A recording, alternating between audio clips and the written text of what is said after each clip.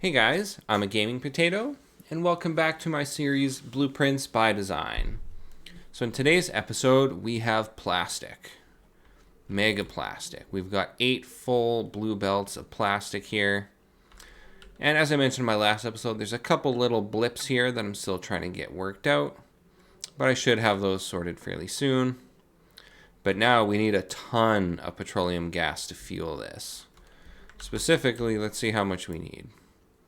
We need almost 3,000 petroleum gas per second to fuel this, which is a ton. So how do we do that? Well, we go over here to my refineries. So how many refineries do I have here? 20 refineries, everything running a ton of beacons with speed modules and productivity modules in them all. And I've got everything being piped down into these tanks here. So this setup has been running for, 5 or 6 hours now. And our heavy oil tank is a little full, but it does seem very stable around this 22,000. I haven't had this tank actually fill up.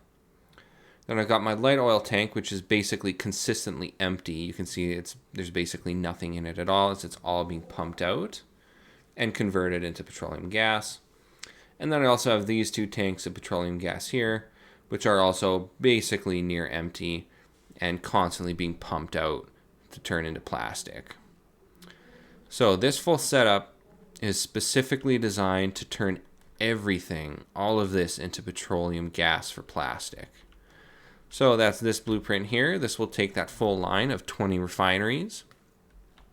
This top half here, this will convert all the heavy oil down into light oil, and then all of the light oil down into petroleum gas. Now this just covers that heavy oil line. So the heavy oil, the light oil that's made from it's being converted here into the petroleum gas. Then we have the line for the light oil that's coming out of our refineries. And then this setup down here is taking that light oil and converting all of it down back into petroleum. One important thing to note with this blueprint is the direction of these pumps in the middle here. So if I open up my blueprints, go to my mega base and find my cracking blueprint, you can see I do have ports here on each side so that you can, it's multi-directional. You can have your inputs and outputs on either side. But you do have to note that you'll have to change the direction of your 2 pumps in the middle here if you want to pump out to the left side. Up here, where the heavy oil is cracked down into petroleum, I have a pump on each side. So you can use whichever side you want. You can just delete the pump you don't need. But with this side, I could have had a pump facing out each side, but you will have a limited direction based on the direction your middle pumps here are running. So you'll just want to keep that in mind. There's also this pump down here for helping pump additional light oil through this line. And it is also directional. So if you happen to have refineries on your right side pumping into the left here, again, you may also want to change the direction of this pump in order to facilitate that.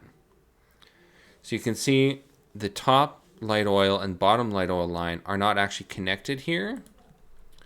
I figured I'd leave that open so that people can connect things how they wish. But here I do have this split right here, which splits pumping off this side and then brings that same line down to pump this side. And I also have pumps here just to help push that light oil along. I didn't include that in the blueprint because I figured I'd leave things open for people to put things where they want. But you will probably want to put a pump or 2 in that line. I also found it was really effective to have a pump directly attached to the storage tank for each of these materials to pump that material out. And then the piping here is fairly simple. I just have water and raw oil coming in. I got a nice big oil field here, pumping everything in to support these 2 stacks here. And you will need water line, of course. I just have a mod here for infinite water in these pipes, just so I can keep this system running and see, how efficient it is. We are getting a massive amount of resources out of here. We can see these are the raw resources coming out. But of course, all of that heavy and light oil is being converted down into petroleum gas. You will need a massive amount of raw oil. And because of that, I have actually separated each line here. So the top row of refineries and the bottom row of refineries each have their own oil pipeline coming in. You can see here there's two separate pipelines that are not merged. If you merge them both into one line, I don't think you'll really get enough flow. You could use a ton of pumps, but it's just not really worth it. And you can see over here I have output pipes, and then I also have output pipes on this side, so that you can use the blueprint in either direction, whatever works best for you. Same with your inputs for water and raw oil. They can come from any side, so that the refinery blueprint and the cracking blueprint here, they are both multi-directional. You can come in from the left or the right, or output on either side. And you could flip this around. Well, you can't mirror it because chemical plants can't be mirrored, but you can rotate it if you need to run it vertically or something like that. Or I guess horizontally. But these blueprints are, this refinery setup and this cracking setup are pretty much specifically designed to support this plastic line here for 8 solid blue lines of plastic. With that being said, you could use this refinery setup for anything you want because there is no cracking specifically built in here. I just threw in a couple tanks here, and you could pipe these off to wherever you want for whatever you want. Maybe you need a ton of lubricant or something. You can pipe this all out for lubricant. Granted, even when mega basing, you don't need very much lubricant, and you'll probably still end up cracking down a lot of that heavy oil anyways. But yeah, you can do with them as you wish. I just have them coming over here to crack everything down. This blueprint you would pretty much specifically use just for plastic, as this cracks everything into petroleum gas, and it all gets used here to pump out our 8 belts of plastic. And 8 solid blue belts of plastic should last you quite a while. If you were to feed this all into red circuits with that red circuit blueprint I have, you can get a full blue belt of red circuits at a cost of a bit less than 2 blue belts of plastic.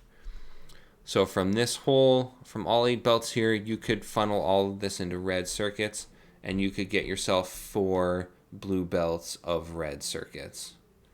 Granted, that's a huge cost. All 3 of these city blocks here just to support the plastic required for 4 full red belts of plastic. Or 4 full blue belts of red circuits. You will have some residual, leftover plastics though from that, as they don't perfectly split evenly.